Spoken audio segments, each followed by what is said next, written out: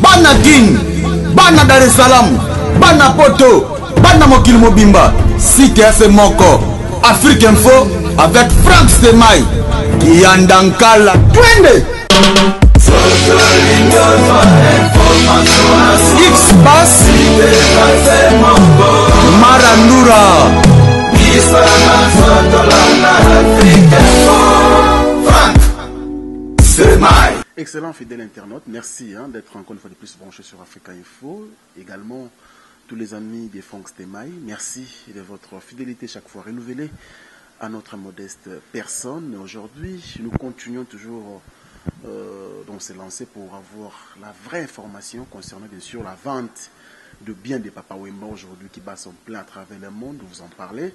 Mais, bien sûr, en tant que journaliste, nous descendons bien sûr, on a source pour qu'est-ce qu'il faut ni en fait au travers est-ce que ça rime ces vraies informations et bisoto véhiculer remercier comme information donc qui est la source de vraies informations. Ici je suis dans un bureau et bureau il y a l'un de bras droit il y a notre feu Papa Wemba, il s'appelle Mbutavokia Henri Noël comme vous se représenté boloka ya ngomba lebele boyebiye ou asala ki musala makasi pembeni na Papa Wemba et il continue d'ailleurs na vivre la musique au peut retourner est-ce que ils ont existé kaka to ici kufa to yeba yon kaka awa na entretien na biso lelo na Henri Noël Mbutavokia. Bonjour Henri Noël. Bonjour cher messieurs. Merci déjà de nous faire la porte na Wemba biso parce que to yego lukayo pambate information ezali makasi. Poto yeba nanu est-ce que vivre la musique ezalaka kaka ceux qui sont là, ils ont fonctionné qui dirigent dans la musique. Moi, je mets ma main à couper ceux qui vivent la musique et koufi parce que c'est l'exception que l'orchestre est un leader à koufi, l'orchestre peut koufi, mais vivre la musique est ça, tirelo. Je crois peut-être dernièrement, sur la matanga, il a fait bipoli. Sur la vivre la musique est prestaki. Pour nous rendre hommage na Fumutaku. C'est là qui image ça dans Africa Info. Oui. Au moment où je crois vivre la musique et bétaki. La preuve est que yo mo en réponse. Oui, ils ont continué, c'est très bien, mais ce qui faut l'album Oyo Papa Wemba Tikaki. Oyo lelo Oyo batunyo so balobla à travers le monde, un très bel album bien sûr, vendu à titre posthume. Est-ce que vente nango ezalaki vraiment bien et puis banan ba bénéficier qui na mbongo wana. Bon, album wana ya Kimingi, c'est la veuve qui en est le propriétaire. L'album a été vendu dans une en fait la société Mora Communication de la place, RTL. Biso ne tout ça qui m'a solo na RTL, tout le monde a été m'a solo bien bon. Donc c'est un peu ça. Alors, Henri Noël Mbutavokia, une année après, le 24, une année quelques mois, depuis la disparition de cette icône de la musique congolaise, Papa Wemba, Marabouk Mobima Nassima et Belé, et Batozo continue Kokuloba. Mais la grande information, ils ont dérangé Batozali, vente, Yandaku, Yama campagne, Namutuya, il y a 750 000 $. Est-ce que cette information d'abord est vraie? Yo za même na montanga na otuna yo zwele ngwapi. Hein? Et ça même na montant parce que yemo kondo Papa Wemba yemba kyango. Tala makambo atiki na sima. Tango anzembo ya randaki Kinkester l'un des généraux ya Viva la Musique hommage. Abaki tala makambo atiki na sima yepa atiki makambo ebeli na sima.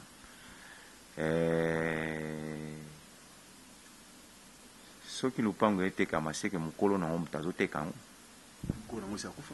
Mukolo nango sa kufa de son vivant. Azaki na mwasi, azaki na bana. D'après bino mukolo nango tango Papa Wemba kufa mukolo nango ekozala naye. So ebi ke mwasi na bana nde bazalaka ba iritaka ba bien ya mowe.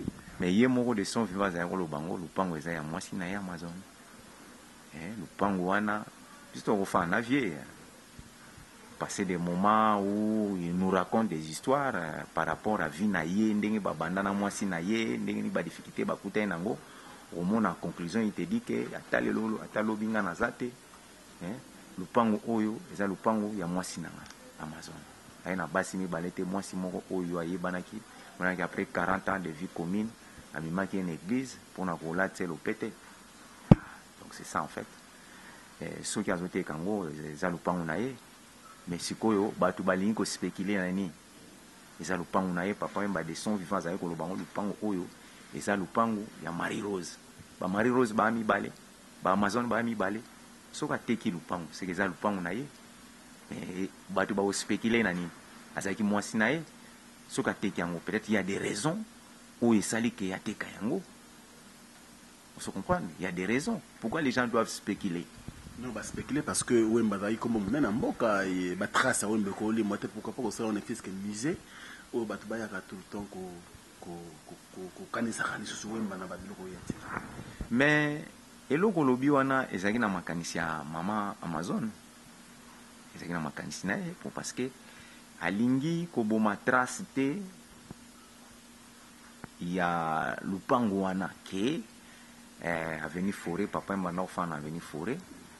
Et par rapport à ça, parce que comme Papa Wemba komaki musicien moko international, azalaki mna loba musicien international, akomaki pe patrimoine ya l'état congolais, a proposé dans l'état congolais basomba lupango oyo wana pour basala programme à musée oyo bazanango.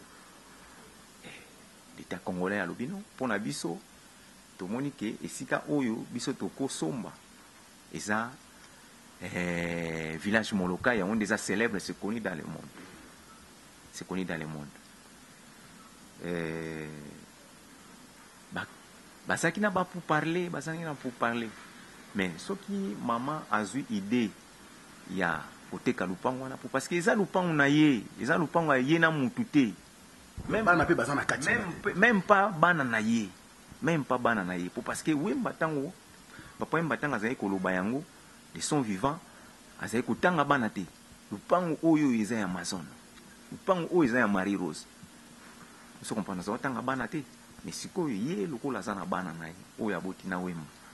So azoteka ngo eza peut-être pour na koluka pe ko bongisa avenir a bana na ye. Pour parce que biso toza ba africain. Lelo so mutakufi ma bele. Hein? Mama Amazon a ina mobali moko Papa Wemba. Ina mobali moko Papa Wemba. Lelo yo Papa Wemba zati. Olingi vina ye ekoma ndenge nini. Akoma kotanda loboko ake no sengaka partout. Bomona ya o akomo bimana intel. Azana posa kosala babiloko wana te. Eloko mobali na ya tikelaki ye lupango. Yango azui ateka yango. Eza lupango na ye. Batu batika kotia makelele eza lupango na ye. Soka teki yango azana droit koteka yango eza lupango na ye. Balingi asani akino sa kindumba akoma kosenga senga po ba critiquer le sous. Hein? Tout cela tout l'exa inane ya Papa Wemba ti. Bato ba oloba wana.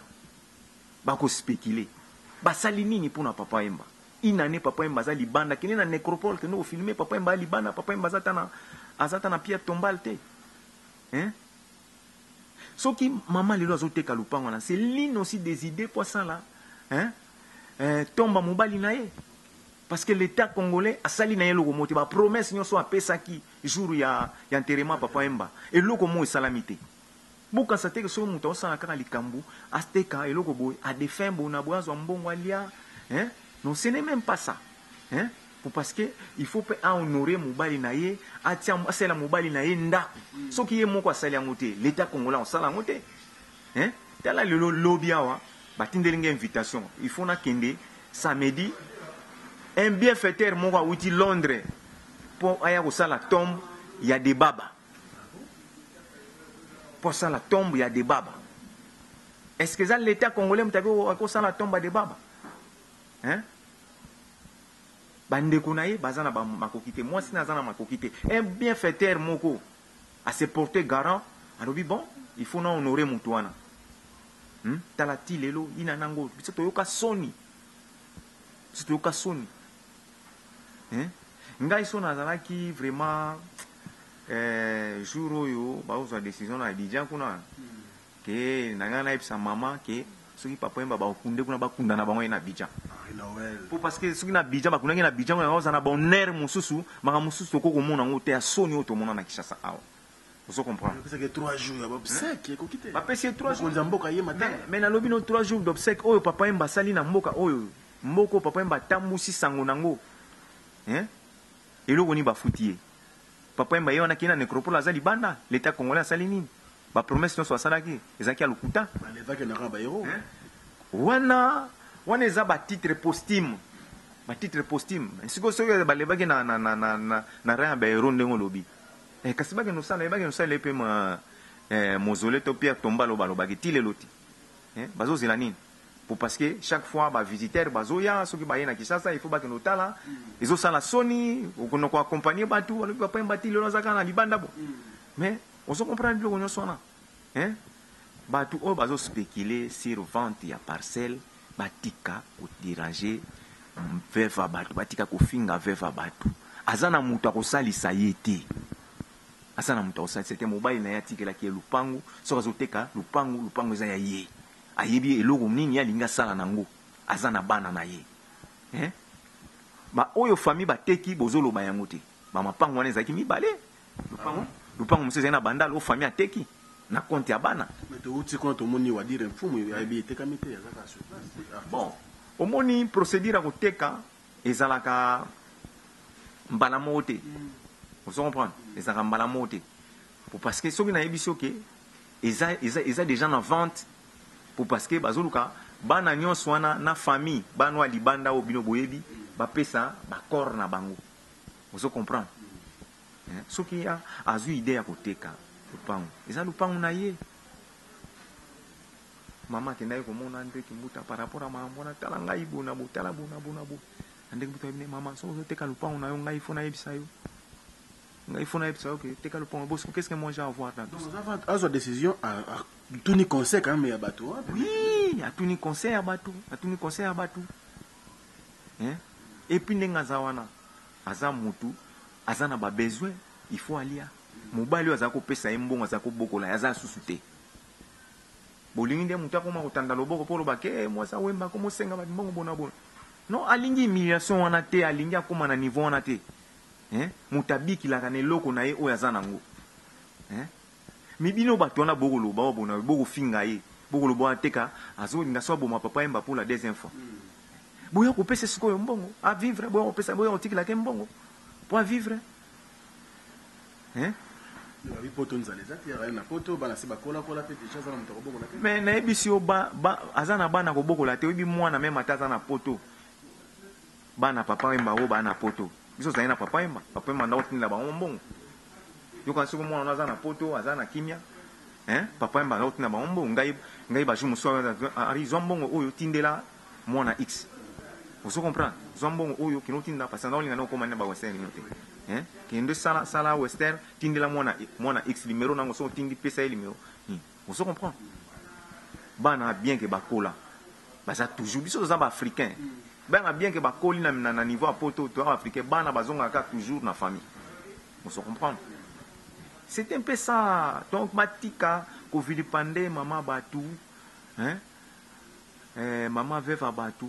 Azana mutu akosalisa ye te eloko oyo ye batikela ye amoni ke atia yango a vente mpo na subvenir na babesoin ou soit aluka esika moko oyo akofanda kimia alingi ne badérangement te akofanda kimia na bana na ye oyebi lelo soki lelo mama ndenge aza wana soki lelo akufi lupango wana ekoma pitopale po famille ekozonga ekoya mais toboyi tovivre basin na bongo.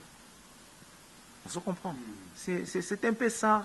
Mais arrête de me dire, je vais proposer moi idée, pourquoi tu es locataire entre dans le pango et puis à la fin du mois, tu te vends quelque chose. C'est des moments là où on a kotika comme papa et vivre. Ngai na koloba na place na été makanisa oteka lupango eza pa na ye moko. On se comprend. Biso tozo pesa kaka ba réponse au départ pe to s'opposer ki na idée yango. Tango apesi ba raison na ye. To moni ba raison eza valable. Tu appuyer na idée na ye. Tant on t'a pesi ba raison za valable. Telanga ibo. Naza na jardinier. Naza na mona musala.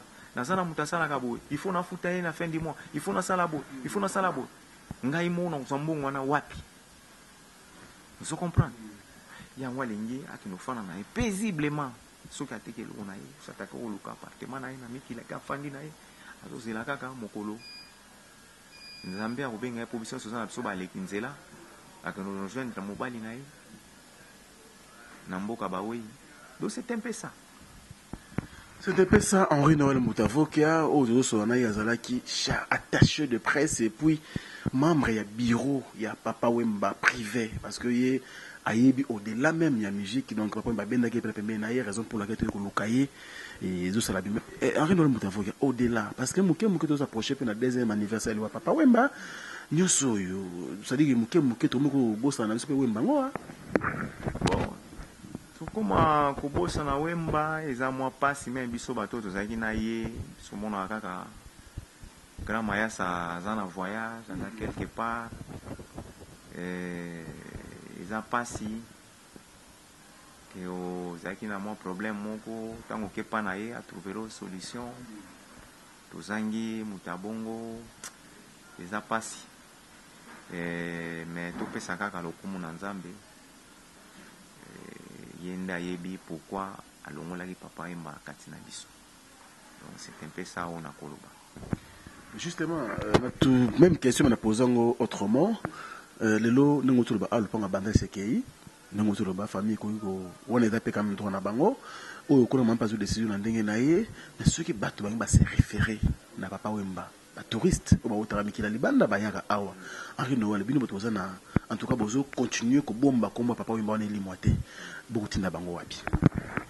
Na ebisaki tout à l'heure là tangu maman asali demande na bakonjamboka par rapport ya ba parcelle.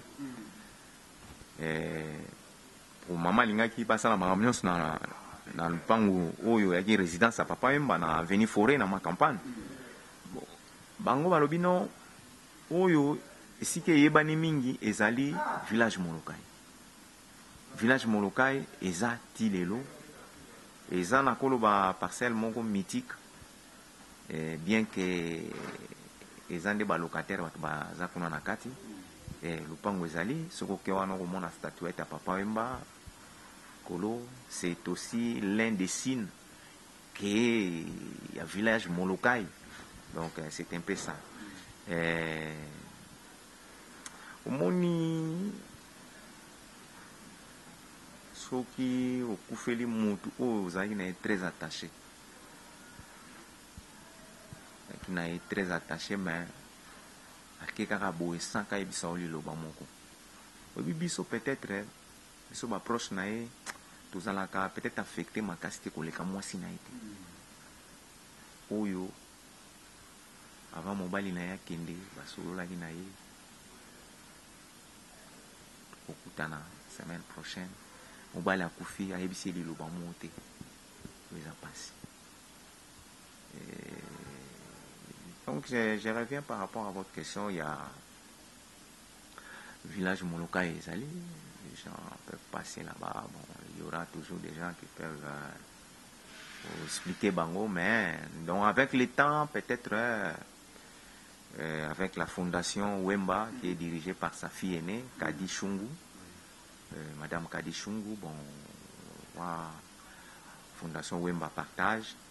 On pourra peut-être projeter beaucoup de projets les jours à venir donc par rapport à ça. Donc base en abango calme batika na banko spéculer pour ceux qui qui bango balinga basala nini ngana zong seli bango question ceux qui bango balinga basala nini na situation bongo parce que le boko o ezali ko pesa eza suspect ce que ceux qui bango balinga basala nini avant tout le monde la potinali soit il faut mitala na miayo c'est un peu ça.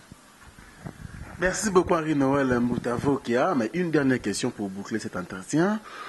Tu sais mêler vraiment la famille, famille Shungote, Ezali Mamalibanda, tu es autour de la famille, ta famille, Mozalaki, vraiment moko yo papa Mbasalaki confiance.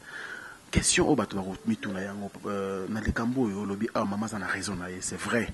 Mais tant que maman Bongo bana au départ déjà na matanga to mona ki batu ba meka ko miro par rapport ke papa mama zo kabola bana e boye lelo oyo sikola le kam oyo e li biso pa ko teka ndako Henri Noël Somichel po ya mama Amazon est-ce que t'as encore réuni ce ban ko zala pour que toujours bazama kila ba ya pa mobile na ye o satika biso au moni moment on peut ça conseil en sous-souté pour parce que le vin tiré, il faut le boire. Tu as suivi les déboires qui a émaillé en fait les obsèques de Papa Wemba. Ces enfants-là, s'ils étaient vraiment intelligents, ils devaient se rallier à leur maman. Bien qu'il y ait eu des problèmes, ils devaient s'organiser d'aller voir maman. Que non, Bissopé Toza Bana, Papa Wemba, bien que mais ils ont commencé par insulter, passer à la télé, dire n'importe quoi. Biso, tu es bagi bana mususu, tu es bagi parmi et tu es bagi bana mususu. Le vieux nous présentait que wana mwana. Mais les années qui si j'aime beaucoup tabou entre Amazon et Papa Wemba. Et qui si j'aime beaucoup tabou parce que Amazon pas ma tata par rapport à ça. C'est ce que je viens de dire, le vin tiré, il faut le boire, parce que il y a eu ce qu'il y a eu. Bon, la famille s'est opposée, mais ils ont trouvé intérêt d'attente en partageant le bien de Papa Wemba. La parcelle de Bandal, c'est la famille, ainsi que tous les enfants ici de Papa Wemba hors mariage. Ils avaient donné 2 véhicules, des voitures de papa. Parce que ce jour-là, moi j'étais là. Il y a le Rover et puis une autre voiture là. Je voulais la marque là. Donc une belle voiture là. Et papa m'a aimé beaucoup. Donc c'est un peu ça. Je peux dire que le vin tiré, il faut le boire. Donc, il n'y a plus moyen. Parce que... Le vin tiré, il faut le boire. Merci. Donc, il s'appelle Henri Noël Moutavokia. Bolandi Binomoko. Je ne peux plus rien commenter parce que Oyo à lobby, à n'importe qui. Je pense que l'information autour et qu'on ait des bisous, toutes ces spéculations, de Henri Noël à lobby, toutes ces colobas du n'importe quoi, na kombo ya mama Amazon, ainsi que na kombo Papa Wemba Oyo, azo mérité beaucoup de respect. Henri Noël Tourumi na soka un dernier message, na batinus ba à travers le monde, et puis programme mususu pour na orchestre, ceux qui ont pesa biso. Bon, on a conclure quand Boye, il est permis à Moutinyosu à Lobanayo ou à Koloba, hein? Mais bisonde to na kati ya makambo to yebi barua jango ndenge zalaki ce n'est pas pour rien maman so kazote kalupa wana c'est subvenir à quelques besoins par rapport ya mobali na ye sikazali c'est l'une des causes aussi parce que jusque là une année après il y a rien qui est fait papa mbazali banda bino batu bo loba bozana poto na ebite so bozi occasion ya kosala ta tour na Kishasa que nous t'as les scapes papa mbazali au regret to pas vieux yo avec na succès t'as les sikaza on se comprend bamboule ça on se comprend ce que aux occasions te tinda ta famille on moko kuna na nécropole bakotaka ba compliquer ba tuté akinuta là après ça suite ce n'est pas pour rien azo sala yango so azo sala yango c'est pour subvenir à quelques besoins dont aussi honorer la mémoire de son mari qui était Papa Wemba. Parlant de Viva la Musique répète tous les mardis et mercredis à l'espace Le Léopard dans l'enceinte du stade du 20 mai. Il prépare un album de 10 titres qui sera intitulé Système de G sans Kobanga. Donc on est soudés, on est là pour défendre la mémoire de Papa Wemba. Donc avec tout le monde, tout ce que je peux dire c'est ça. Tout le monde pour soutenir Papa Wemba, Papa Wemba. Et l'autre article on a vu pour perpétuer mémoire naïe ou les yakoloba loba pour assister orchestre Viva la Musica. Peut-être na ba instrument, peut-être ya kolatisa ba musicien tiki. Toujours préparer l'album quand la té, bon, on a besoin peut-être à dédicace ou ya lingi à soit contact nanga kobenganga na 00243 89 89 55 152 et 089 89 55 152 ou soit 09 97 87 98 50. Merci beaucoup. Voilà. C'est normal. Ils ont biloko, tout ça m'a rappelé sur un problème au côté. Mais na minute où nanu ba panzano ba sango ya mabete. Ah, ouais, ça m'a cambo ba solo la privé comme il y a ba net, comme moi te comme songi.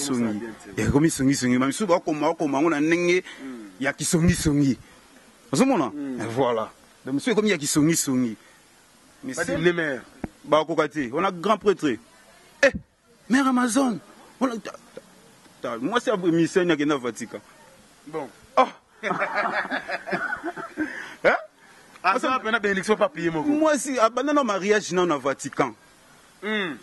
Et ça là, ils sont la musique, ils sont mémoire. Ils sont mon président de la République à ce mariage dans le Vatican.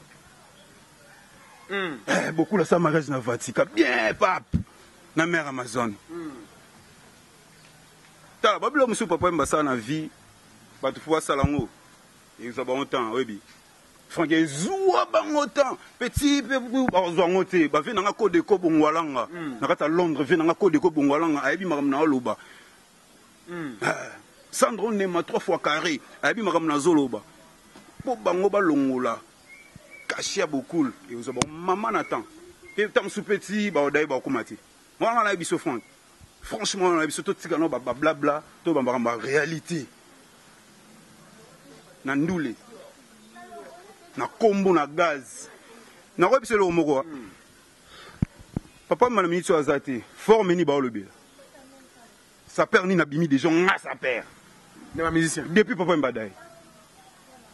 Attends, mais ça doit ça perd. Non, faut te fouiller, non? Fouiller la site. Oh, mais c'est pièce. Batou balandi. Depuis grand peu d'adaï. Et là, beaucoup de tissus qui ont tissu dans le succès.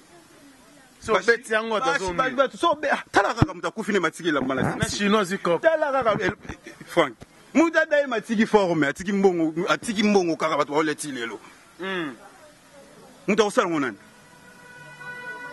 Muta dai na ye. Mais forme tissu que zote kama. De ce batalika mutala tellement ah papa wemba.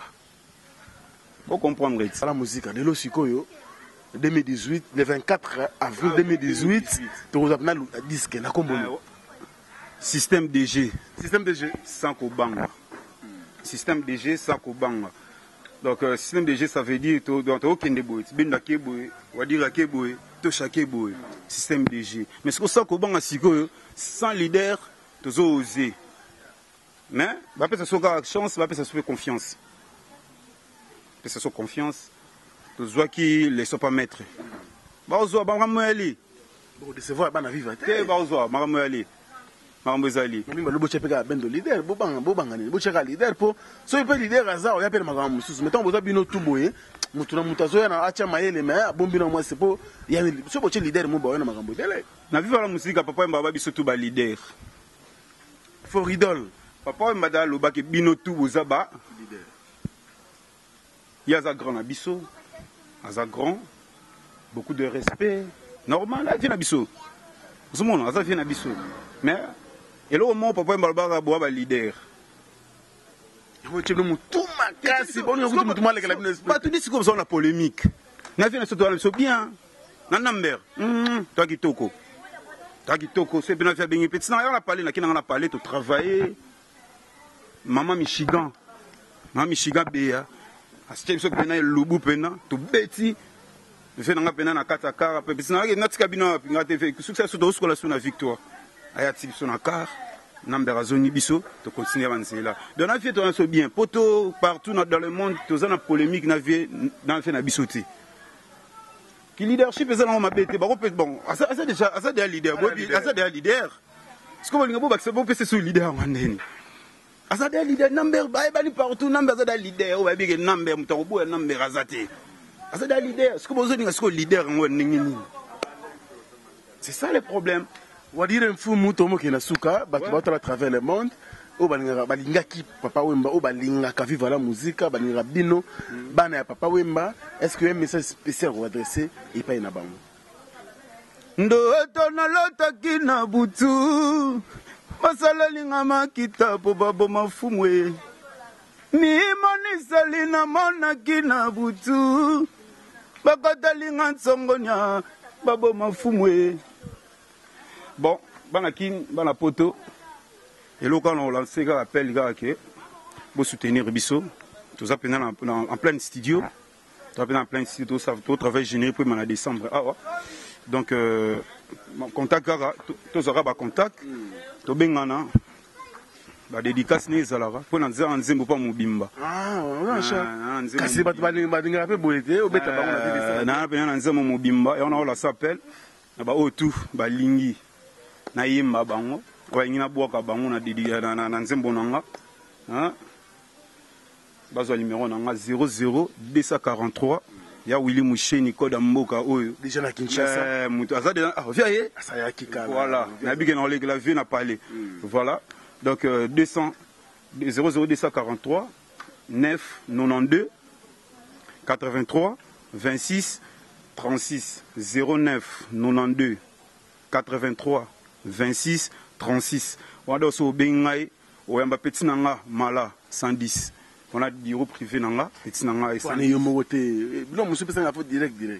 On a petit nanga, moi qui dit bapété. Un mot pénal qui dit batam super ya travailler. Un mot dans rose à pétam sur travailler. À moi, on a été na saboté. Maintenant, non, tam sur na saboté, tu sais quoi. Vraiment, donc, numéro nanga, on a so beng to so na biso. Alors, pour terminer, on a fait vraiment beauté. Na grand prêtre-mère Amazon, maman présidente. Nous avons coaché, vive la musique. Pour sanité, nous avons fait Sumbote, na Libemboyo, papa Valentin, en direct de Moscou. Nous avons Moscou, nous avons fait Simo Gomez Bamba, il fait na Suisse, na Genève. Nous avons Papi Koulambi, grand prêtre Papi Koulambi empereur. Nous avons Londres, Bambote trop, sans oublier Jojo Ngonda Imene. La terre avantageuse. Jojo Ngonda Imene. Na solo na vie, abena yembaye. Mais vie benga petit to coaché. Vie na Jojo Ngonda Imene. Ndasala makambo yoza na yenga ye. Ndasala makambo yoza na ye Jojo Ngonda. Mais Franck Stéma. Ndasala makambo ye. Solo na vie. Oki danse mbuti. Oki nzembo. Azan Espagne tant ozonga Paris te oloka. Oki nzembo déjà. Il y avait Nanga Jojo Ngonda, sans oublier Venanga Ogi Banga, Nagata Paris, Corneli Malongi, Bosanité Dadi Soso immortel. Pour nous aussi, Sarara. Pésil sur moi, ton abino. Oyo, pour nous Rolanda Bisso, je pense que à bas le blabla, information, la vraie d'ailleurs, Yango et c'est Pesami. Merci na Kolutu Nanga Jojo Ngonda, il mène la terre avantageuse, on a confiance en Rosala Bisso. Mon vieux Gauthier mascotte, le boss idéal, pourquoi pas aussi à merci pour la première dame de Lausanne, mon ma vieux Gobelisha, grand prêtre, parent André Djelois, un enfant pas comme les autres, mon grand frère Justin jusqu'au bout, merci beaucoup, et puis Loris la Congolaise, et tous les membres bien sûr, il y a Château Rouge, merci pour notre soutien Nabino, vous êtes belé, et puis pourquoi pas Blandine Landou, il y a Prince, Makula, Alain Dinamo depuis Belgique, mon thème, il y a maman Gianni Samba, pourquoi pas aussi à Janine Kiazola, la seule, la femme à la peau blanche. Merci beaucoup également à Maëlle Sadik qui a assuré bien sûr la technique ici à Africa Info. Merci à vous et les infos en continu sur www.africainfo.net. Au revoir. Bana Guine, Bana Dar es Salaam, Bana Poto, Bana Mokil Mobimba, CTF Moko, Africa Info avec Franck Stemai. Yandankala twende X-Bass Marandura Franck Stemai.